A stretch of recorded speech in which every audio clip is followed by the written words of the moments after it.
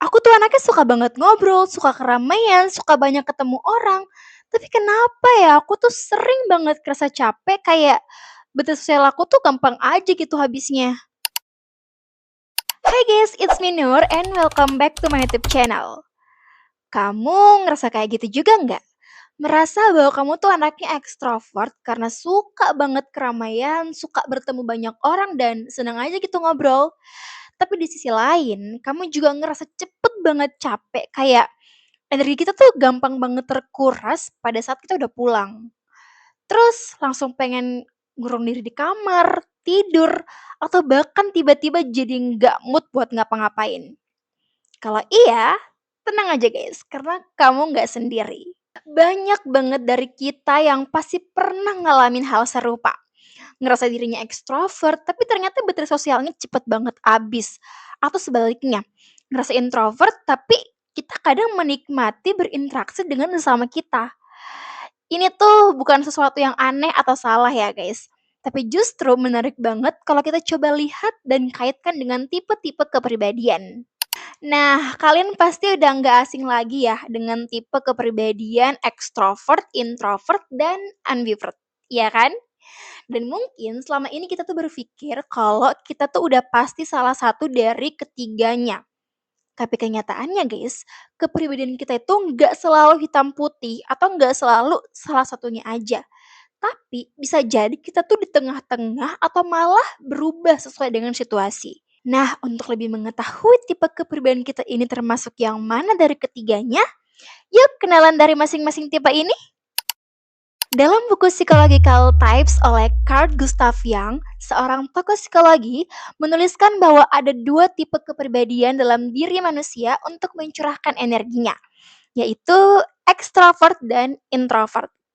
Nah, orang dengan tipe ekstrovert cenderung untuk mencurahkan energinya tuh keluar dirinya atau mengarahkan minat mereka keluar ke lingkungan sekitar mereka. Nah, jadi bagi kalian yang ekstrovert nih, itu mungkin akan lebih senang untuk berada di keramaian, lebih banyak berinteraksi dan juga melakukan aktivitas sosial. Dan juga suka banget nih mengeksplorasi hal-hal di luar diri kalian. Nah, biasanya orang ekstrovert juga lebih, nyaman mengungkapkan perasaannya secara langsung, lebih suka cerita daripada mendengarkan, dan mudah bosan kalau harus sendirian terlalu lama. Nah, sebaliknya guys, individu dengan kepribadian introvert ini cenderung untuk mencurahkan energinya tuh ke dalam dirinya.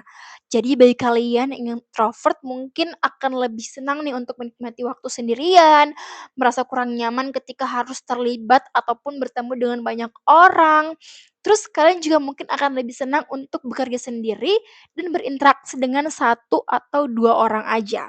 Nah, introvert ini juga biasanya tuh dicap sebagai individu pemalu dan juga pendiam. Padahal ya guys, nggak semua individu yang pemalu itu tuh introvert gitu. Mereka tuh hanya nggak nyaman berada di tengah-tengah keramaian dan bertemu dengan banyak orang. Jadi jangan menyalahartikan introvert sebagai seseorang yang pemalu. Oke? Terus gimana dong kalau kita ngerasa kedua-duanya? Di satu sisi kita ngerasa introvert karena kita nyaman sendirian. Tapi di sisi lain kita juga suka banget kalau lagi ngobrol bareng teman-teman, aktif di organisasi atau enjoy banget ketika ketemu banyak orang.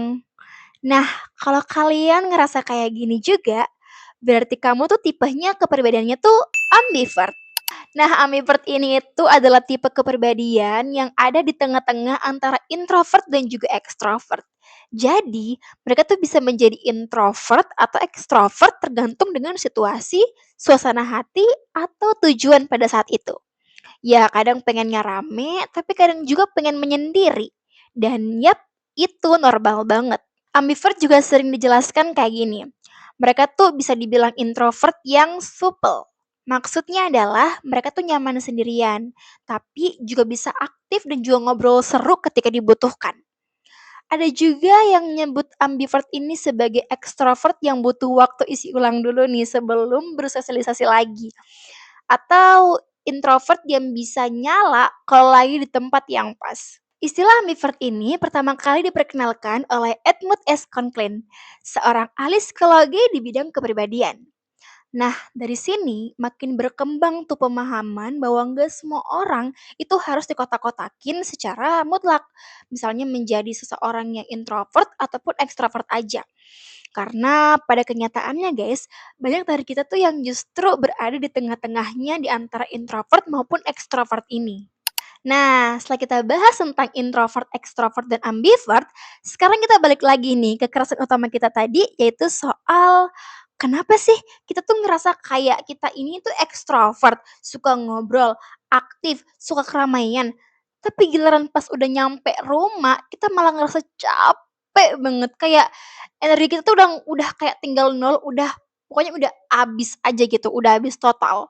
Kenapa sih kita kayak gitu? Nah, sebenarnya guys, hal kayak gini tuh sangat mungkin terjadi. Dan ada beberapa cara yang dapat kita lakukan untuk tetap ngejaga baterai sosial kita ini biar nggak gampang habis. Apapun tipe kepribadian kita. Karena ternyata guys, capek setelah banyak bersosialisasi itu bukan hanya dialami sama introvert aja. Tapi ekstrovert juga bisa banget ngerasain lelah setelah berinteraksi seharian. Nah, dalam dunia bimbingan dan konseling sendiri, kondisi ini bisa kita pahami melalui konsep self-regulation atau pengaturan diri, yakni kemampuan kita untuk mengelola energi, emosi, dan perilaku secara sadar dalam berbagai situasi. Selain itu, penting juga untuk memiliki self-awareness, yaitu kita paham sama kapasitas diri kita, termasuk seberapa banyak sih kapasitas kita untuk bisa berinteraksi secara sosial dan juga bisa berhadapan dengan banyak orang dalam seharinya. Misalnya, kalau kamu tahu setelah 2 sampai 3 jam aja nih kamu nongkrong sama teman kamu tuh udah ngerasa kayak jenuh, capek, lelah.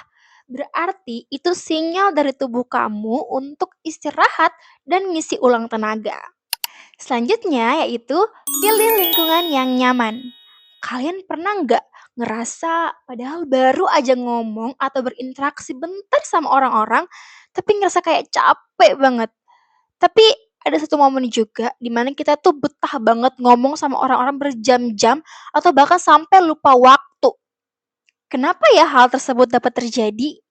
Nah, itu karena energi sosial kita tuh juga dipengaruhi oleh dengan siapa kita berinteraksi. Seperti misalnya ketika kita tuh ngobrol dengan keluarga, sahabat, atau teman-teman terdekat kita. Karena mereka enak aja gitu diajak ngobrol.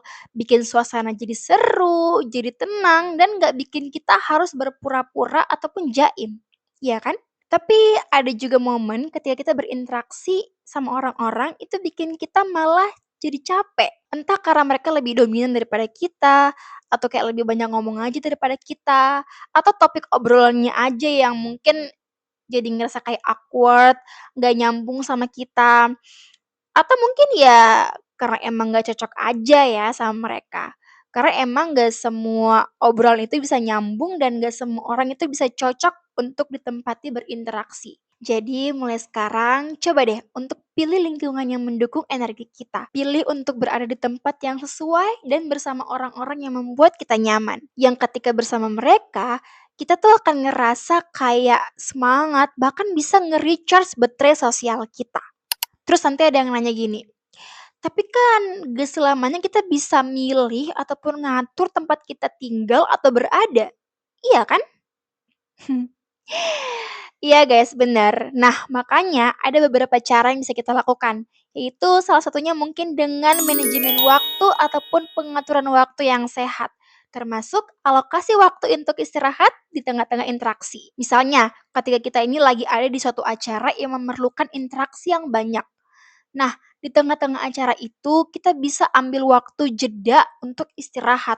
Mungkin dengan pergi ke toilet, mungkin untuk bisa bernafas sebentar, atau kita bisa keluar dari keramaian untuk jalan-jalan sendiri sebentar. Ya, sesimpel untuk menarik nafas ya, untuk menghirup udara segar dulu sendirian, ya kan, di tempat yang sepi, biar apa ya, kembaliin energi aja gitu. Nah, ini bakal membantu kita untuk nge-recharge energi kita tanpa harus kabur dari acara tersebut. Ya walaupun kedengarannya sepele guys, tapi membiarkan baterai sosial kita itu low atau bahkan sampai habis, itu bisa bikin kita jadi lemes, gak mood, atau bahkan bete. Yang mungkin secara nggak sadar akan ditunjukkan di tengah-tengah interaksi. Dan hal ini justru akan berdampak buruk terhadap respon ataupun pikiran orang-orang terhadap kita.